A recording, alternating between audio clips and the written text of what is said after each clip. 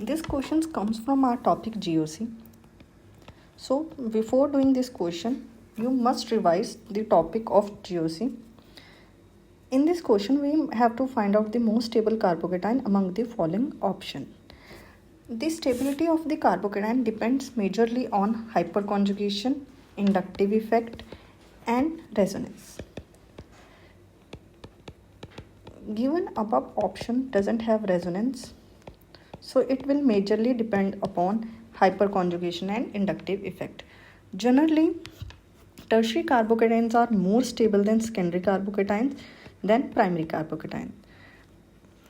As we can see in option A is cyclohexyl carbocation containing tertiary carbocation, option B is carrying secondary carbocation, and option C is carrying primary carbocation, and D option is none of that. So on the basis of this, we can easily say A option is more stable. A option is correct answer. A option is our answer.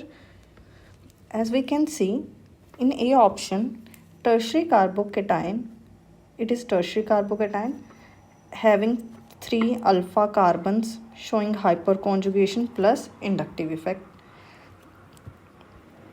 The chair conformation of cyclohexane ring also allow the effective overlap of empty p orbital with carbon sigma orbitals.